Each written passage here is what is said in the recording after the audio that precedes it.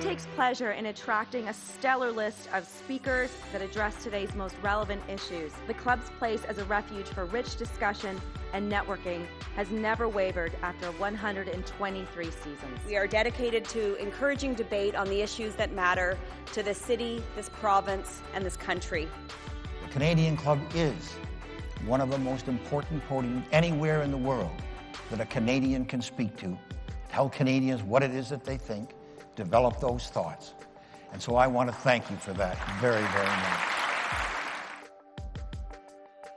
Please join me in thanking our esteemed panelists today. Through our programs and events, including our youth and young leaders programs, our diversity partnerships, our joint events, and our media and social media opportunities, we offer you access to dynamic political, social, and business figures from abroad and right here at home. The platform from which the eloquence of Canada has flowed all of that time, whether it be business, education, politics, sports, arts, and culture. If someone wants to say something to Canadians about this country and about the future of this country, this is the venue you choose.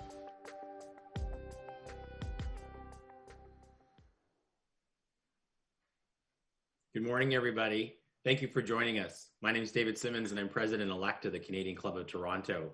I couldn't be more excited to welcome you to a discussion that is top of mind for everyone.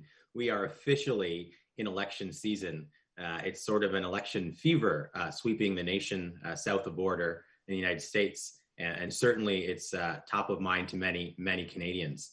So as we join the world and watch and wonder in what is a decidedly unprecedented year, I'm very, very pleased to welcome journalists and policy experts to our podium from Washington, D.C. They are all in Washington, but they are in separate rooms, respecting how we manage our way through an unprecedented pandemic in the world.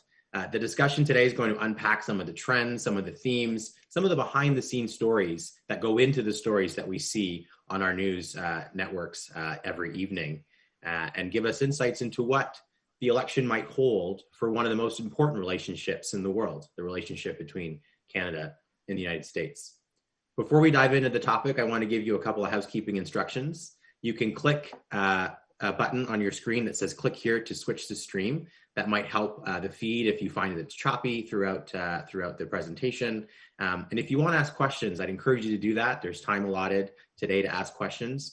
You can use the questions tab and we will help get those questions to our moderator. There's also a request help button on the screen if you need it. I want to thank today's sponsor. Their generous contribution has made it possible for us to offer this important discussion free to our attendees. Today's sponsor is Crestview Strategy, so I want to thank them for their support and their investment into today. The Canadian Club is a nonprofit organization. We've been getting people together for over 100 years, and it's because of our sponsors that we're able to do that. So thank you to Crestview for your support. Let me throw to our panelists now. I'm going to introduce them. It's rare. It's actually not rare because Canada is such a wonderful place and we have such great people. But it's special to introduce three panelists who I can call friends. Jackson Proskow is the Washington Bureau Chief for Global News. Some of you will remember Jackson from TV, like yesterday or tomorrow or today. You'll also remember his coverage of City Hall when he was called, I will say, one of the most talented journalists in Canada. Katie Simpson is the foreign correspondent for Washington, in Washington for CBC News. Katie is also a social media phenom, so I'd encourage you to follow her on social media to get inside tips and tricks of what's happening in Washington. And Scotty Greenwood is the CEO of the Canada-US Business Council. She's also a managing partner for the Washington Bureau of Crestview Strategy. She's a policy expert who you would have seen offering insights during the renegotiation of NAFTA. She's also the former chief of staff to the U.S. ambassador to Canada. One of the club's traditions that has not changed, despite that we're not able to be together in person, is that we toast our wonderful country and all that it does for us. So I'd ask you to join me if you can, if you have a glass, and toast to Canada. To Canada. Scotty. Cheers. Oh, cheers. Cheers. Scotty, the podium is yours. Well, thank you, David. And it's so great to be back at the Canadian Club. I wish we were together in person, but your country won't let me in. So maybe we can talk about that a little bit later. Really delighted to have an opportunity actually to interview journalists for a change. I'm used to getting interviewed and beaten up. Maybe not totally beaten up by our friends here, but it's great to have two people that are in the arena, two people that are bringing you in Canada vital news. So I'm excited for this conversation. We're going to get right into it. And I think I'm going to start with a couple of softballs here because, just ease right into it. So Katie and Jackson, first and foremost, please tell us all who is going to win the presidential election and when will we know the outcome? Katie? Oh, those are such easy questions. Answer is no journalist ever wins when they make predictions. And number two, I have no idea. Jackson? Yeah, I'm with you on that, Katie. I don't think anybody's going to get ahead by making predictions this year. But I will say there's either two scenarios. One, we're either going to know really quickly on election night if a state like Florida or Ohio goes in, especially for Joe Biden. Scenario two is going to be a squeaker, and we might not know until Friday when states like Pennsylvania, which is super key, says that they will finish tabulating all of their mail-in ballots. So who knows? Well, you guys are both pretty optimistic. I think it could even take longer than that. But we already have a question from our esteemed guest here, which is outline for us, if you would, the worst case scenario. And by worst, I guess that's a subjective measurement, but I would say worst in terms of not knowing. Or what do you think the worst case is? And what do you think is realistic? There's a lot of paranoia, there's a lot of rhetoric, but Jackson, how badly could it go in your judgment? Yeah, so I think the worst case scenario from an undecided perspective would be if there was a tie in the electoral college. So 270, and that it ends up being decided by the state level delegations in Congress. And talk about a mess that would be. And the way that it could end up in a tie, there's all sorts of permutations of that. What happens if one state's results are disputed, and that's how we get there? What happens if this ends up in the courts? There's the risk of sort of a 2000 Bush versus Gore scenario. And then the other side of this is either, real concerns about violence at the state level, especially. You have a lot of these state level militia groups in states like Oregon, Michigan, that, Department of Homeland Security has warned are sort of the most grave security threat that people in this country face. And will there be violence either at the polls on election day or in the days after? And does that spin out of perhaps President Trump sort of either refusing to accept the results if they don't go his way or casting doubt about the results if we're in sort of a disputed period of time here? Katie, what did you think when Trump said in the recent debate he didn't condemn white supremacy, and he said to the Proud Boys, which is an extremist militia group, stand back and stand by? Does that worry you? Well, that is certainly something that seems to have energized this group in the hours after President Donald Trump made those comments during that debate. We saw the Proud Boys take that slogan and actually put it into their logo and share it out on social media. So that is something that is a concern, whether Donald Trump has actually energized some of those groups that have been flagged as a concern and that people are very genuinely concerned about.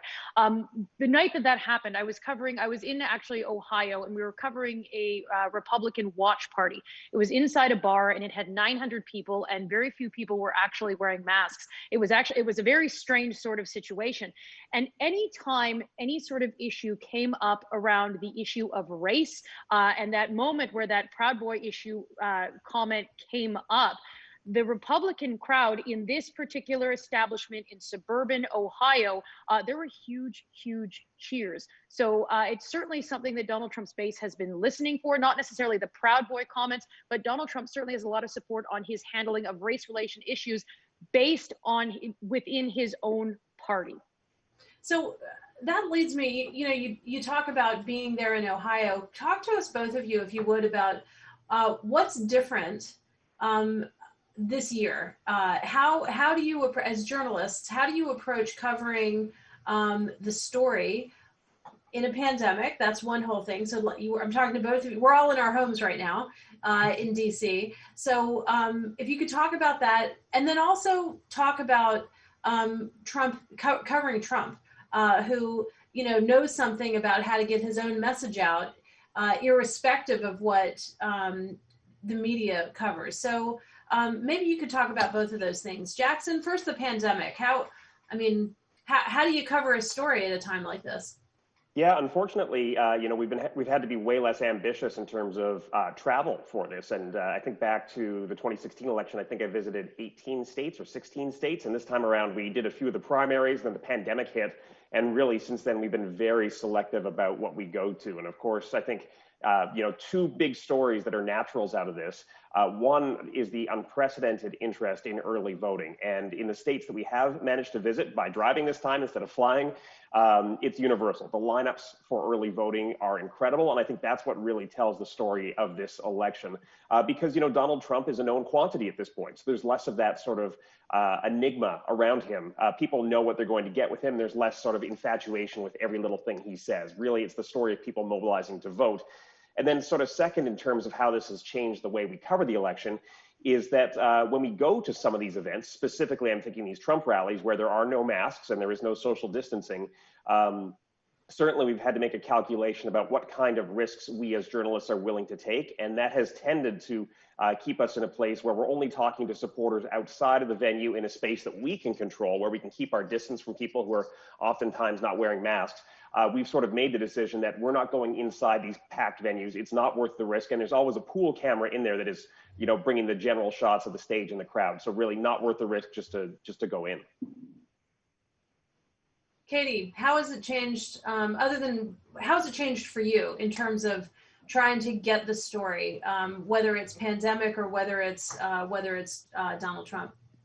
Well, a big part of what we do as foreign correspondents in a different country is we try to go out and talk to real people who are out voting, and what it is about this election that has either changed their mind and shaped their decision. Because, the daily sort of ups and downs of daily news coming out of the White House and that sort of thing, we're going to get that from the American network's coverage. Our value added here is to go out and talk to real people and sort of understand the temperature of the country and best explain that to our viewers in Canada about why they might be seeing certain things happening.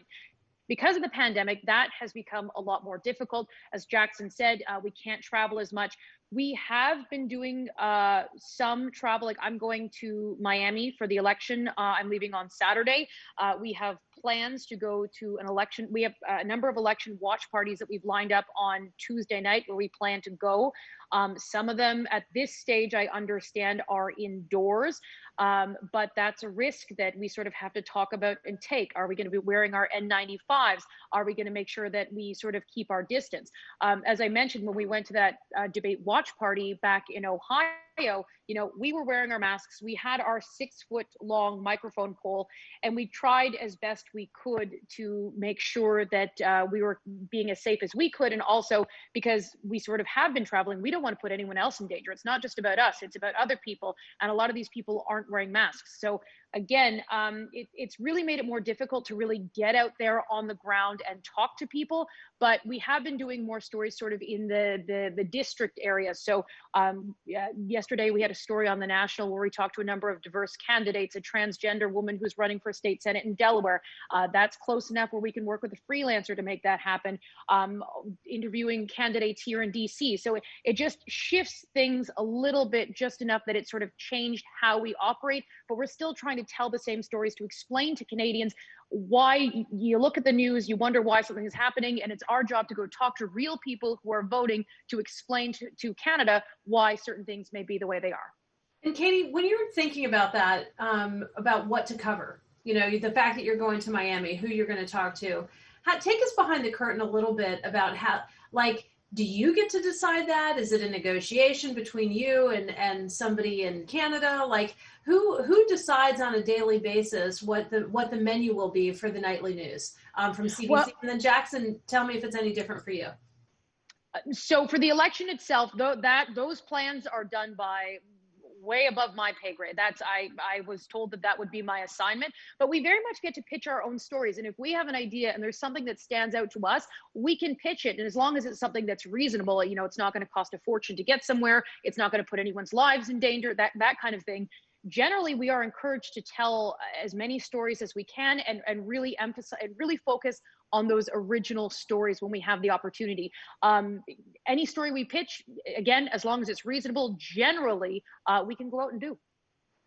Jackson, do you drive what you do on a daily basis, or is it an overlord somewhere in the great north that tells you what they want to see regularly? No, as bureau chief down here, I have a pretty extensive role in deciding what we're going to cover day to day, and specifically around the election, we've also brought 5 other crews into the country that are around various states. So a big part of it is working with our whole team and our editorial team back in Canada to say, here's what the big themes are of the day, and how do we make sure that we're not overlapping, but also that we're adding deeper value for our audience. So what that often looks like is that I may do sort of an overview piece on either the state of the campaign or the sort of the key issue of the day, and then we're going to go to one of our reporters who's in one of the other states right now for maybe a deeper dive on one of those issues. That tends to be how we sort of carve up the pie. Much like Katie says, though, we love to do original things. We love to pitch angles that aren't necessarily part of the day-to-day back and forth. And I think really that's what our team is interested in. And we try and look at things from a perspective of how does this impact Canadians, or how does this inform Canadians to the greatest possible degree? That's not just the daily back and forth between Republicans and Democrats. What's going to give our audience the big picture understanding of what's going on? Okay, so I'm getting a lot of questions here. I'm trying to weave them together into some themes, so I'll try to do that. Who is the nicest politician that you've interviewed? And contrastly, what's the most bizarre experience since you've both been in Washington? Katie, where were you pleasantly surprised? Here's the thing. I genuinely want to say I don't necessarily think in terms of who's nice, who's not nice. It's when you get an interview, it's does it make news or does it not make news? And that's sort of how I sort of think about things. I've never really gone down that nice route. If you say nothing, you don't want it, right? Like if somebody's really nice and they don't make news, it's like, well, that was a waste of my time. Well, no, I'm always pleased when someone does give me some of their time, because I know people have very, very difficult schedules, but I don't think I've ever judged an interviewee on whether they're nice or mean. It's, did this interview make news, and can I tell Canadians something new that they didn't know before? Okay, so what's the best get you've gotten since you've been here, Katie? So we went out before the pandemic, in the before times, as we like to say. We went out and did a lot of traveling for the primaries, and we got real close to Joe Biden. I got an interview with Jill Biden, and this was before Joe Biden had won the Democratic nomination. And so we went and talked to her. It's a very funny story. We just randomly happened to run into her, and that's what happens when you go and cover the primaries. We were in New Hampshire, we were driving around, and we were trying to go interview people at field offices, and the Bernie field office people, they wouldn't let us in. The Elizabeth Warren people wouldn't let us in, but then we go knocking on Joe Biden's field office in New Hampshire, and they're like, yeah, come on in. And they're like, are you here for Jill Biden? I'm like, can we be here for Jill Biden? Mm-hmm. She comes on in, we ask for an interview, she says, sure. And there was an issue that day. Did she know you were Canadian? Oh, I identified myself. I'm like, hi, we're a Canadian news crew. And so we asked her about some Canadian related issues that serve our audience. And, from her perspective, she's a big part of his campaign. From her perspective, where does she see things going from there in terms of international relations? But also on that day, there just happened to be a moment when the Biden campaign had actually gone negative in some of its campaign ads against their competitors. And so it was a really shift in tone. And so we were able to get something that was relevant on that front, as well as something that was relevant on the Canada-US front. But we caught up with Joe Biden once. We happened to be staying at the same hotel as him. We caught up with Bernie Sanders once because we happened to be staying at the same hotel with him. We chased his bus around a hotel for an hour one morning because we were trying to get to him. His handlers blocked us, but that's kind of like the primary season when you go out and do those kinds of things. And that's how you get those unexpected moments that can yield news for your audience. Jackson, what's the most bizarre experience you've had since you've been here covering U.S.? Yeah, it's a long list. I've been here 6 years, and it's a very long list. But I think on the sort of political front, when the issue of child separation at the border actually first popped up down here under the Trump administration, when you heard about the awful way to phrase it, but kids in cages, we actually tracked down the former head of ICE, which runs the detention program, and he was the head of ICE under Obama. And we know that program started in the tail end of the Obama years, but wasn't really used. And we did an interview with him where he explained that here's why this policy is awful, because when you separate these children from their parents, the parents end up being deported to their home country. The children are put into an entirely different stream than the parents because you can't detain them together. And you're going to end up with children who are orphaned. They'll be in the care of the US government, perhaps permanently. They may never be reunited with their parents. And so we flushed out the nuance of that at the time and did that as a story. And really sort of warned that this was what was going to be coming down the pipe as a result of this policy. And, just in the past week, it's been confirmed there's almost 600 children that have never been reunited with their parents. But at the time we did the story, and I also sort of tweeted out a thread about the warnings coming from this former official who used to run this exact program.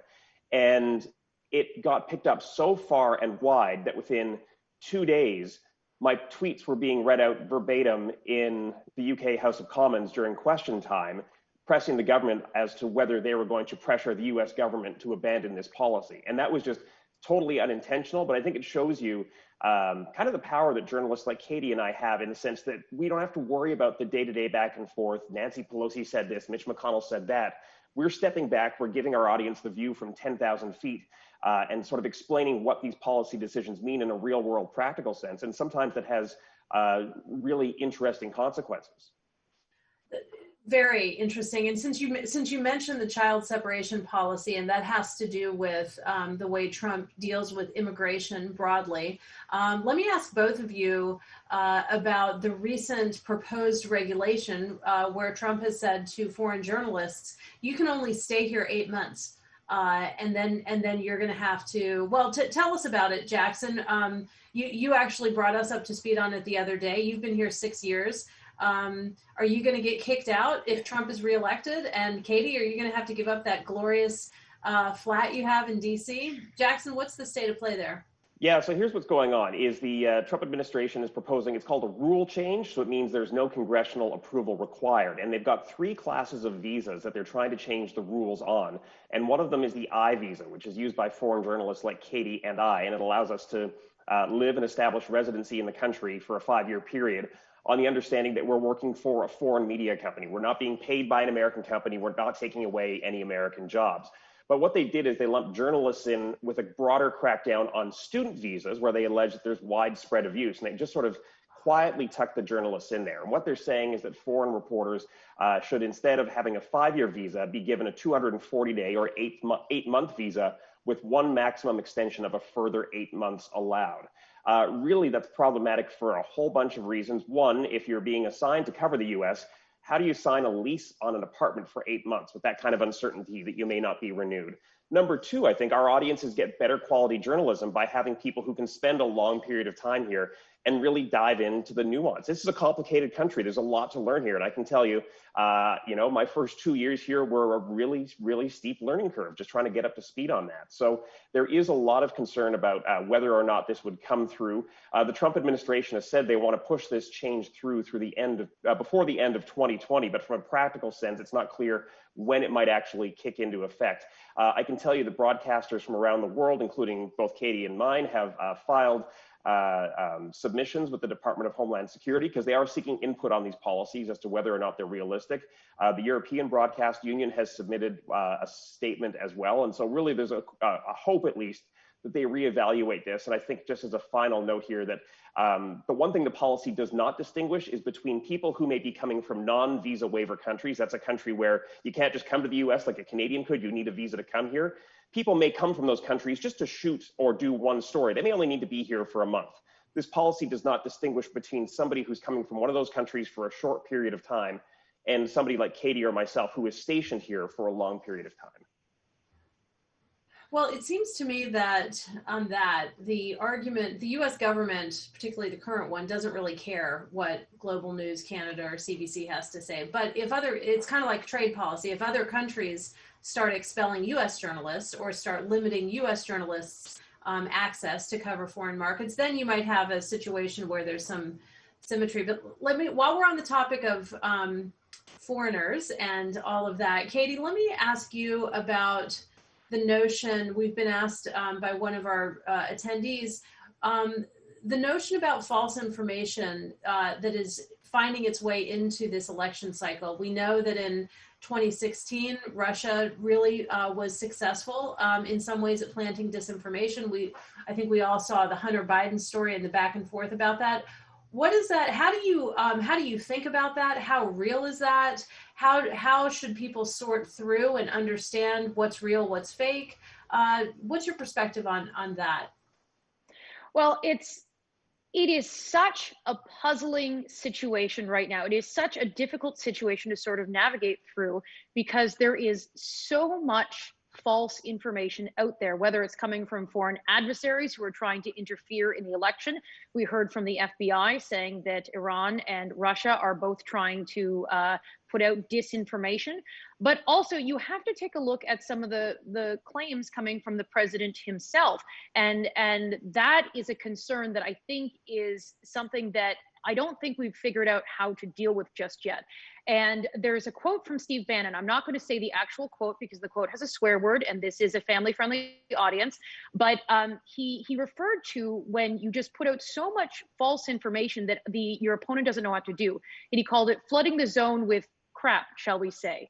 And it becomes this situation where there is so much false information out there. Where do you even start to begin? And so it's really important that when you are buckling down to write your story and what are you going to present to your audience, you need to make sure that what you're presenting is factually accurate to begin with. That's the basic of any story you're going to tell. You need to make sure your facts are accurate. But when you're sorting through this, how much of the story do you acknowledge that this is an issue? Daniel Dale, who is a fact checker for the Toronto Star, who's now gone on to be a fact checker for CNN, he was interviewed once where he's saying when he was covering the 2016 election, he didn't understand how the lies were not the story.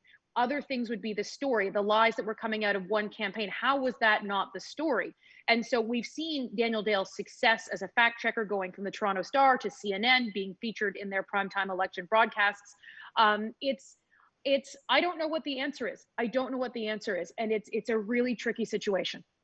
You know, I was invited for many years to go to a corporate retreat for a company, and as one of their, the view from the Beltway. And I think I went, and it was a corporate retreat for all their customers. And so it was a pretty awesome junket. We'd go to some fabulous resort somewhere, and they would have sort of 3 days of socializing and then kind of like an hour and a half of substance. So I was responsible for maybe 45 minutes of the substance. And right after Trump was elected, my presentation was, and this was like the 8th year I had been invited, my presentation was on, there was a story in Politico actually, that was Trump's Lies in Your Brain. And it was about sort of the science behind how human beings process misinformation. And I tried to be very academic about it and analytical and not not myself say that Trump is lying, but say like, this is how people are thinking about this.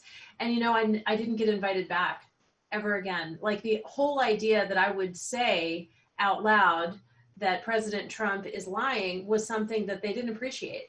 And so, do you feel when you get into trying to fact check, do you feel retaliation? Do you get frozen out sometimes from the White House or your sources, or how do you, Jackson, how do you deal with this constant tension between, as Katie says, the president saying something that's like demonstrably false and not only saying it once, but flooding the zone with it, like tons of it. How do you deal with that? Yeah, I think a couple things have happened here. One is that we're, and this has sort of been an evolution, I think, for every news organization. One is that you don't just throw things on the air anymore without making sure that there is a tremendous amount of context around it. Number two is when it's very clear that something is a lie, you call it a lie. And I think in the early days, there were a lot of editorial discussions focused on this question of, well, can you say it's a lie? You don't know what the intent is behind the statement, so can you really come out there and say it's a lie? But I think 4 years in, we're at the point now where when the same lie is peddled over and over and over again, it's very clear that this is being presented falsely, but on purpose. And I don't think there's any hesitance to call that out. I think that the number one thing we sort of hear from viewers in particular, though, is that they're uncomfortable sometimes with contextualization or fact checking. And maybe it's a failing of the media itself. Maybe we haven't been good at that for a long time. And now that we're getting better at that, it strikes people as a bit jarring. But I do know I hear a lot of complaints from viewers that when you call something out as being factually incorrect or misinformation or a full-fledged lie, that they're quick to call you out and say that you're being biased for doing so. How do you? So let me pull back for a second and talk about how people receive their information, because you're not that old, but maybe at the beginning of your career, journalism looked different because there was less of an opportunity. Well, you didn't have a president of the United States tweeting directly until this one, and Joe Biden has a podcast. And there's any citizen can convey information to anyone in the world. So how has social media and the way people consume information and live their lives, how has it changed the role of journalism, and what kind of adjustments do you make in how you pursue your craft? Katie? That's a really tough one, because I think a lot of media organizations are really struggling with this. And this is like a bigger picture issue when it comes to local news, when it comes to the role that social media plays in publishing news, and what we do as traditional media organizations. For me personally, I don't think we can ignore this is something that we've talked about before, but I don't think it's something that we can ignore when, you take a look at the president or you take a look at Joe Biden, and they have their own sort of way to get their message out to their base, whether it is on Twitter, whether it is on Facebook, whether it's Joe Biden's podcast. And I think we have to pay attention to what's going on in that space, because at the same time we think, oh, well, it's just a tweet. Oh, well, it's just that. These are the power players who are either the decision makers or poised to possibly become the decision makers in this country. And so we have to pay attention to all of these different elements, and trying to keep up with everything has really made the news cycle become such a quick churn that it becomes a challenge to keep up with everything that's going on. It's like a fire hose of information. And the struggle is trying to make sure that you are able to sort of keep up and make sure you're getting the information that will help your viewer better understand the story of what's going on down here. You can't get too into the weeds, and that's another risk that we're seeing right now. Like if you take a look at what President Trump, in his personal attacks on Joe Biden and Joe Biden's son, Donald Trump is pushing that narrative about the laptop, the Hunter Biden laptop, and the emails and all of those things. Because there's so much coverage on Fox News, if you watch Fox News, you might understand what the president is saying at his rallies. But the rest of the mainstream media isn't really covering it in that same way. They're not airing the allegations, because a lot of the allegations can't be verified. So Donald Trump will stand up at a rally at a podium and say all of these things that the mainstream audience, if they sat down and watched it, they might not understand what's going on.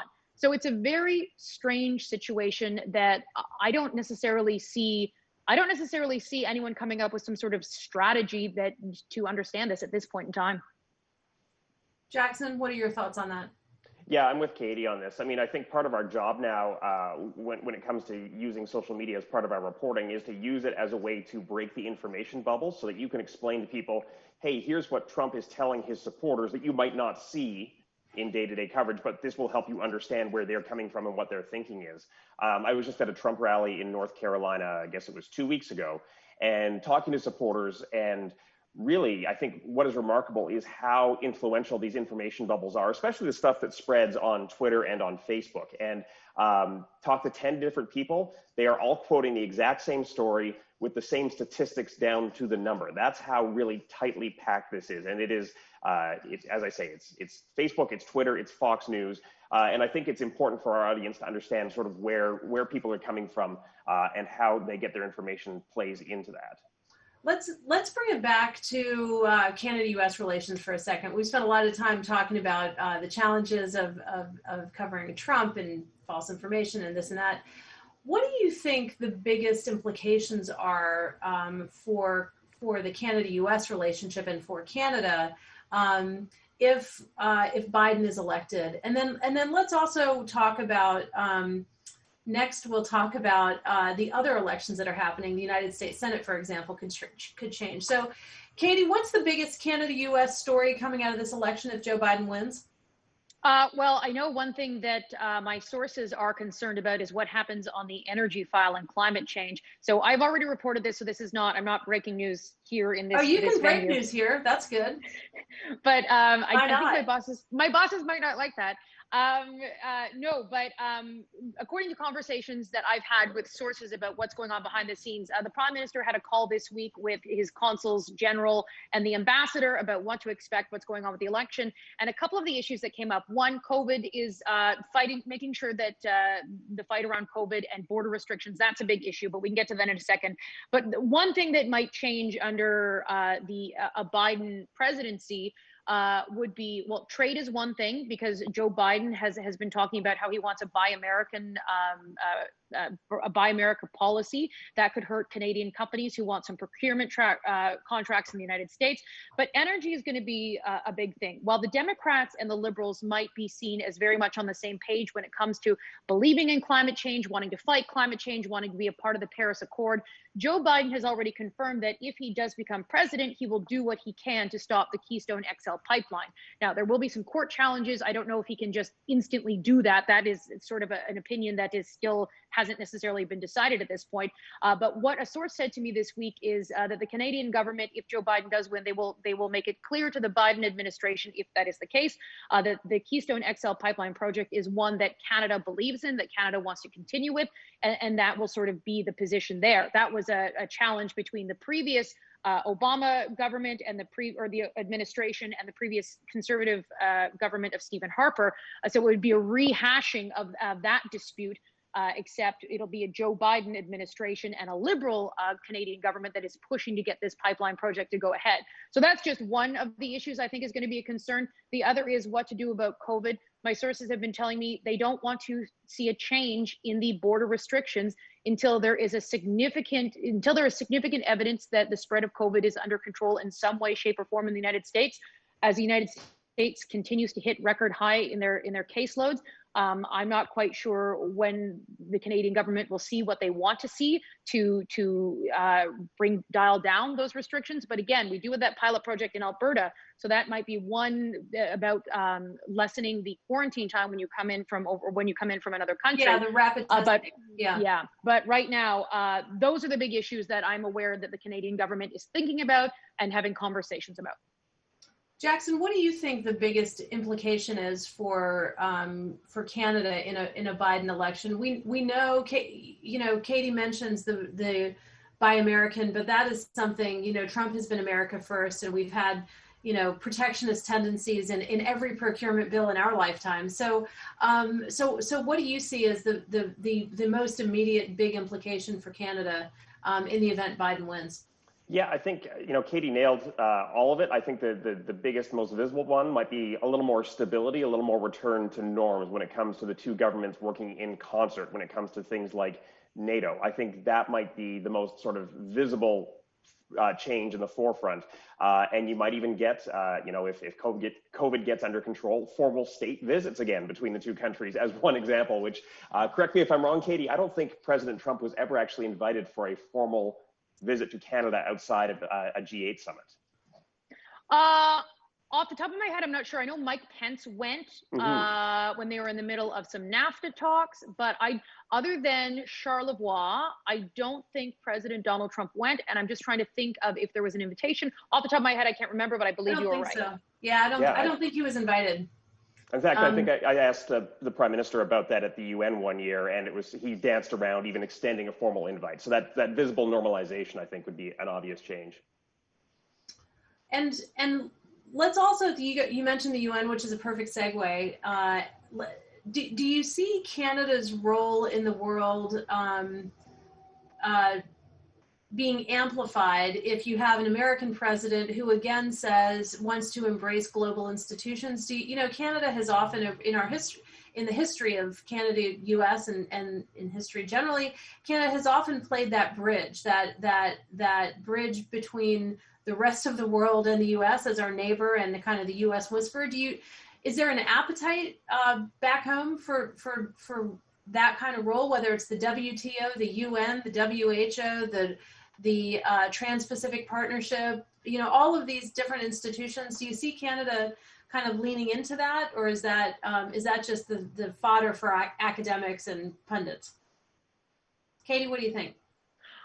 Well, we certainly saw when Chrystia Freeland was foreign minister and Donald Trump was really trying to pull the United States back on that world stage, pulling out of the Trans-Pacific Partnership, pulling out of the Paris Accord, that Canada really tried to step up to fill that leadership void, to say, hey, these institutions that have been in place since the end of the Second World War, these are important. And these, for the last 70 years, it's important that we continue to respect these institutions, because this is what has allowed us to live generally, in a semblance of peace for the last 70 years.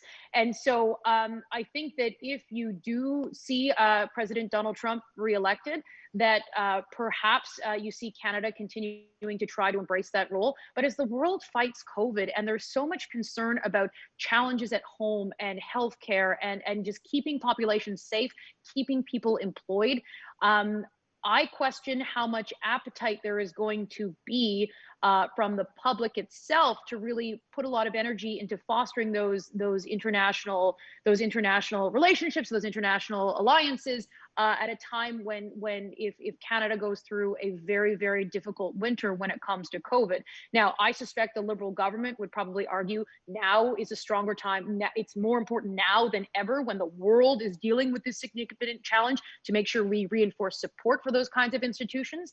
But that is going to be, if Donald Trump wins re-election, which very well could happen. I have no predictions about what's going to happen. So you're predicting Donald Trump's winning. Got it. That sounds. I'm looking forward to someone tweeting that, and then I'm looking forward to the reaction.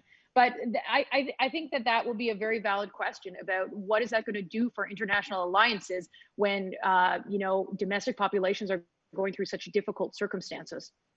Jackson, Trump has basically run against China. And Biden is no friend of China either. Canada has its own very serious challenges with China. What is the role that China plays in world affairs, and how do you think about covering these relations, or do you think about it? Is it even possible? Yeah, I think if it weren't for COVID, there would be a lot more focus on the international pecking order right now. And I think instead what you're going to see is more and more countries turning inward. I think you may see China continue as it has done to try and step up and use this as an opportunity to make investments and build inroads in countries that are not necessarily in its sphere of influence right now. We've seen a lot of that in Africa, for example, so sort of making a long-term play for the future.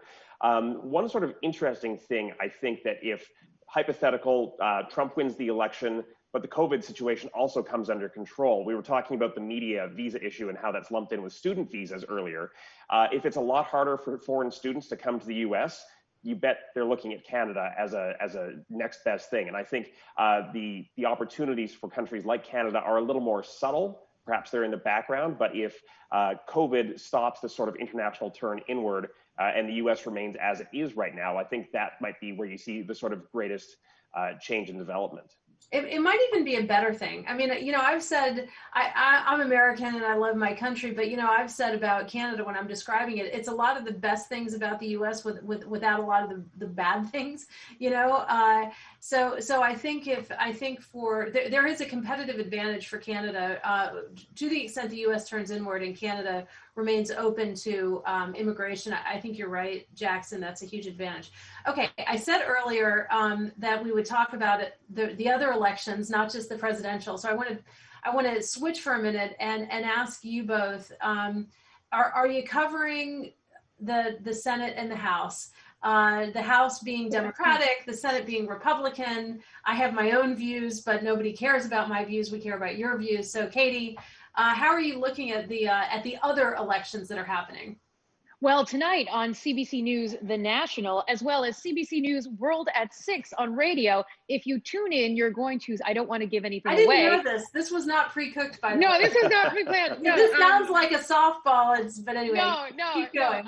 No, so we're gonna be doing a story today. As long as there's no breaking news, and I sort of get bumped. But we've been over the past couple of days, we've been working on a story about the Senate race and why the Senate is so important. Because I don't necessarily know if your average Canadian understands why the race for who controls the Senate is so important. And so today we're going to sort of be explaining that. As Jackson says, we're going to be taking that view from the helicopter to try to explain. Okay, well, if Donald Trump wins the White House, but the Democrats gain control of the Senate, why Donald Trump won't be able to get his agenda through, or vice versa. If Joe Biden wins the White House, but Republicans maintain control of the Senate, why it's going to be difficult to get anything kind of done. So while the race for the White House is extremely important, we also need to be mindful of what's going on in the U.S. Senate because it is such a powerful, important body. Jackson, how are you thinking about the down ballot races, as we call them? Yeah, the biggest thing I've sort of been cautioning our teams about as we do our election planning is that much like the midterms, the sort of full scope of how the House and Senate races play out may not be known for days or in some cases weeks, right? California is really slow to count. And I remember thinking back to the midterms 2 years ago, we sort of thought, oh, maybe the Democrats' blue wave didn't really materialize, that they've got a slight edge in the House, it's not that big. And then within 2 weeks, as the full count came through, we realized this was substantial. And we could be looking at a repeat of that. I don't think it's going to be super close in the House. I think Democrats are going to maintain their position there. But the Senate, if it comes down to a single seat, specifically Georgia, we might not know who has control of the Senate, right, until after that runoff election in December, because they have a whole different sort of set of rules in that state. I'm glad you said that. I was just going to say that I came up politically in Georgia, and by the way, the last time a Democrat won the White House in Georgia was 1992, Bill Clinton, but there was a Senate runoff that year. So in Georgia, you have a majority vote rule and you have kind of a jungle system. So there are actually 2 Senate seats that are on the ballot, which is quite unusual in Georgia, and it's because Johnny Isakson, the incumbent, stepped down because he's sick, unfortunately. So you have two Senate seats up, and you have multiple candidates running for each seat. And if no candidate gets a majority of votes, 50% plus 1, then they go into a runoff. I think it's actually January 5th, Jackson. So I think if Georgia is in a runoff, which I think it will be for, if not one, both seats, I think both of you might be hanging out in Atlanta, Georgia, because if the Senate is evenly divided up until we count the ballots, then you don't know if Mitch McConnell is going to be the leader or Chuck Schumer. And as Katie said, the Senate is, she didn't say it quite this way, but I'll say it. The Senate is equally powerful to the White House. It is nothing like the Canadian parliamentary system. We have divided branches of government with equal authority. And so any United States senator has as much power and influence as the United States president. And that's meaningful, and that could impact Canada. So are you thinking about going to Atlanta, or have you thought about that after this, Katie? I haven't thought just yet, but we did go to Atlanta earlier this year. We went to Atlanta. Georgia was one of the first states to start lifting its COVID restrictions. So it's only an 8-hour drive from Washington. That's right. And apparently you feel safer driving than flying. Or you know what? Or it's cheaper. I don't know. No. Well, first of all, from like a camera crew perspective, it is just so much easier to take one car, put all of your gear in the trunk of a minivan and drive wherever you're going, between getting everything through security, getting everything on a plane, hoping everything gets shipped on the right plane. It's kind of just easier that way, whether it's COVID or not. But then there is the complicated risk of COVID. And it's something that every decision needs to be on sort of a case-by-case basis. And like we're flying to Miami, so that will certainly be. It's my first work trip in the pandemic on a plane, so that's going to be interesting. I don't know how I'm going to feel about that, but I'm comfortable going to Miami. I'm excited for the coverage we're going to do, but it's something that I will be thinking about. We're going to wear N95s.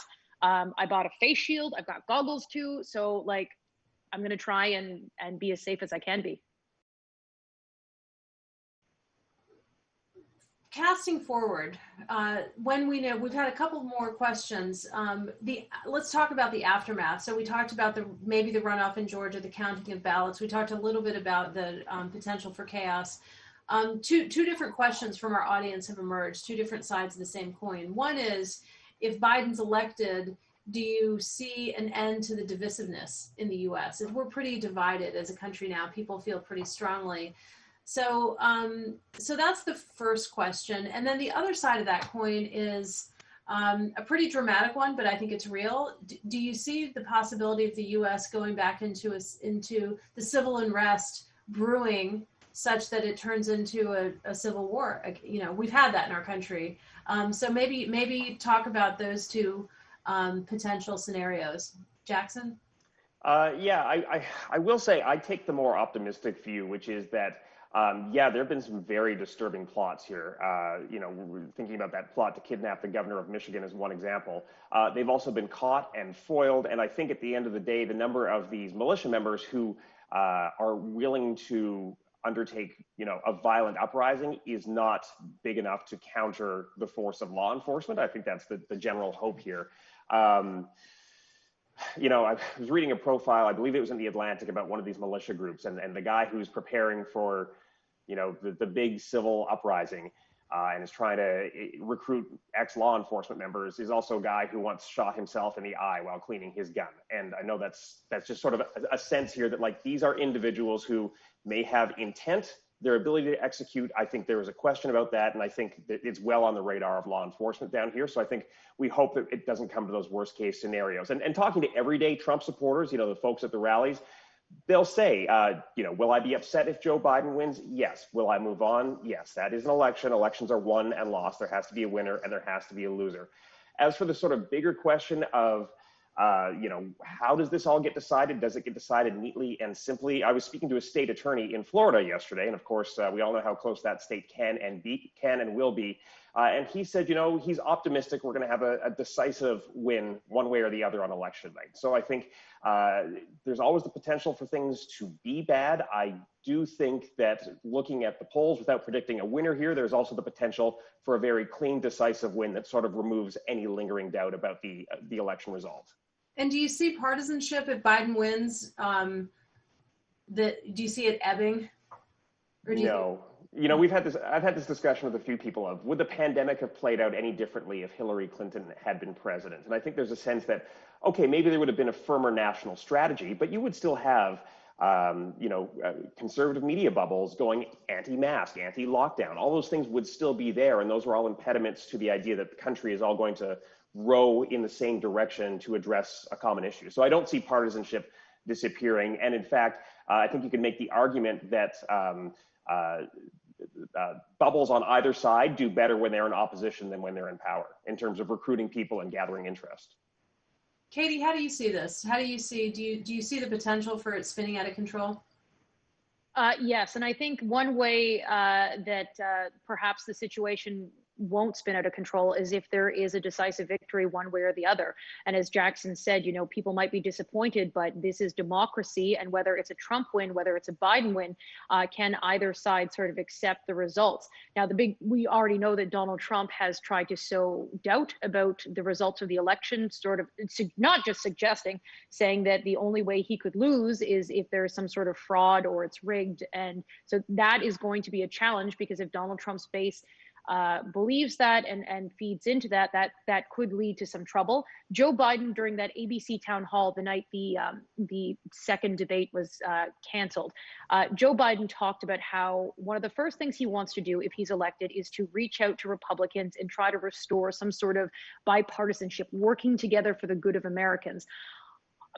He might want to try to do that. I don't know if we're ever going to be able to dial back partisanship. I don't know if that's something that's going to happen. We see sort of the people who championed that in the past, like people like John McCain, people who really, people like Mitt Romney. John McCain has passed away. Mitt Romney is not necessarily near the end of his career, but, you know, he's not new to politics.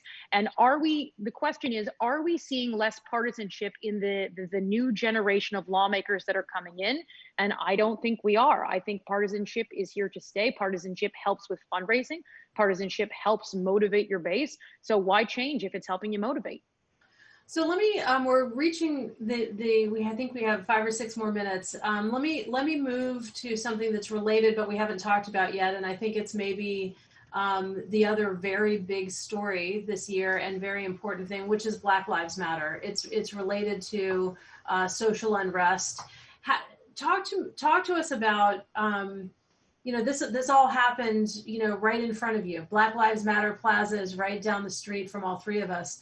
So maybe walk us through kind of that story, that issue, and as Canadians, how you think about it, how you've experienced it here in the U.S., and whether or not this is a phenomenon that will live on in our public discourse, or whether it was just if it was just a moment of 2020. Jackson? I think the biggest thing that sort of changed over the course of this is how broad and widespread the movement became. And, the fact that you saw white suburban moms coming in and marching with this, and then you look at the polling that has spun out of this, would suggest that, like a broad segment of Americans now realize that systemic racism exists, that white privilege exists. Those things have become mainstream ideas now. And really, there was an effort by the White House to sort of paint everybody protesting as violent anarchists, but we know that's not the case. I mean, we know that the vast majority of people at these marches were peaceful, and then you get the people who do filter in and try and cause disruption and unrest. I also think, lastly, that there is a broad recognition and understanding of just how deep-seated systemic racism in this country and the generational pain that is there and has never been addressed and needs to be addressed. And I think, it does mark a watershed moment from which there's no turning back now. And does it exist in Canada too? Yes, absolutely. We'll talk about that for a second. Katie, how have you looked at the Black Lives Matter movement, and how is it, how has it affected the way you think about what's happening in the U.S. and in Canada? Well, it's, as Jackson mentioned, the broad support across most parts of America for this movement, I think, is a suggestion that this is a movement that's here to stay. It's not just a moment. That the death of George Floyd at the hands of police. If anyone listened to the Daily the other day of suburban women talking about what has shaped their vote, and how the moment when George Floyd in that video called out to his mama, and how that moment and that his cry for help in that moment helped change the way people think about racism, about institutional racism and systemic problems in America, in inequality and injustice. Moments like that stay with people for the rest of their lives. And I think that moment and the reckoning around it will change and shape the way that American politicians need to lead going forward, and the conversation around these issues, because America is listening. That's really important to think about. And I asked it briefly, and maybe we'll wrap on this. What are the lessons for Canada in all of these things, in the way the U.S. political discourse is going, in Black Lives Matter, in what's happening? What do you think is most important for Canada, thinking about itself in the world, should take from all this? Jackson, first you, and then Katie, we'll give you the last word. Yeah, I will even add the coronavirus into that list of subjects, Scotty. And I think that the takeaway for Canada is, don't assume these things aren't happening in your own country. Don't get smug about where you are based on what you're seeing in the United States, because these are real issues that are faced in Canada as well. It's very easy to look at the scope and scale of what's happening in the US and think, well, thank goodness that's not us, when in fact these issues are happening in Canada and need to be addressed with the same seriousness and rigor, I think. And I think it's very easy, in fact, for everyday Canadians to perhaps dilute themselves into thinking that's not happening here when it is. Thanks, Jackson. Katie, your thoughts, implications? I could not agree with Jackson more. It's such a popular thing for Canadians to sort of look down their nose and look at the problems in America and think, well, I'm so glad this, that, and the other. Canada faces very similar challenges, and those problems exist in Canada as well. And the reckoning that's happening in the United States has woken up parts of Canada to have a better realization that these problems exist in our country as well. So on that note, I absolutely agree with everything Jackson just said. One other thing I think there is to sort of be learned from all this has to do with partisanship. And as I mentioned, I don't think we're going to be dialing back the partisanship anytime soon. But watching how I think it's amplified down here, watching how sort of bitter disputes, political disputes are going, and how personal things get. It's if what happens in the United States filters down and starts happening in the Canadian political discourse, it's watching how the personal attacks when people are trying to do politics, watching it up close is jarring. And whether Canada is watching this and is fine with it or is uncomfortable with it, it's something that I think Canadians sort of be conscious of. Absolutely. Well, with that, I want to say thank you on my own behalf, and I think David is going to jump back into this and wrap us all up. So I just really appreciate the dialogue. It's always good to talk to both of you, and I hope our participants have enjoyed it as much as I have. And then over to you, David. Thank you, Scotty. I wanted to thank everybody for joining us today. I hope you had a good time. As we talk about politics and the importance of the election that's ahead of us in the United States that the world is watching, I'm just reminded about the power and importance of journalism, of facts, and of a healthy, robust infrastructure that allows our democracies to work around the world. And so I want to thank Katie and Jackson for your investment in ensuring that estate is maintained and is managed responsibly. And I look forward to watching you both as I flip through channels, because I don't pick news outlets. I get my information from a variety of sources. So thank you for being here and being with us. And Scotty, thank you for being a wonderful moderator and expert. I can tell you my phone was lighting up, my Apple computer and iPad were like, we love Scotty, Scotty's the best. And I can tell you she is the best. And if you, I appreciate my family, my immediate family texting you like that. They're always on call. It's very nice. I think, I can say Scotty's been very helpful to me in my professional life. I have had files that have crossed both of the borders and trying to understand how that works. She's a very trusted advisor to people who have roles like mine. If you want to see more of Scotty and learn more about the Canada America Business Council, I encourage you to attend an event on November 18th that I love to go to every year. It's sort of the influencer prom, if you will, in Ottawa. And it usually has diplomats, senators, members of parliament, US officials, advisors. This year it'll be virtual, so it'll be online at 5:30. I'm going to be there. I encourage you all to go. And for the first time ever, I think it's free, Scotty. I think you can sign up. That's right. Yeah, so you don't have to get through a barrier there. Go to the website, join us there. I'm going to be there. Scotty will be there. And it will be a wonderful, wonderful evening. If you want more of the Canadian Club, which I do, you want to join us tomorrow, October 30th. Our president, Anita, will be hosting the leader of Her Majesty's Loyal Opposition, Aaron O'Toole, to discuss his vision for Canada and what's happening in Ottawa. I want to thank again our good friends at Crestview Strategy for sponsoring this event. Our events are not possible without you. They're not possible without your partnership. We look forward to your continued generosity. I want to thank our AV suppliers, Van Valkenburg Communications and LiveMeeting.ca, for making it possible for us to come together virtually today. Thank you again. Stay healthy, wash your hands, wear your mask, and tune in to the election on November 3rd, which may still be going on November 18th when we're at the State of the Relationship. Bye-bye, everybody.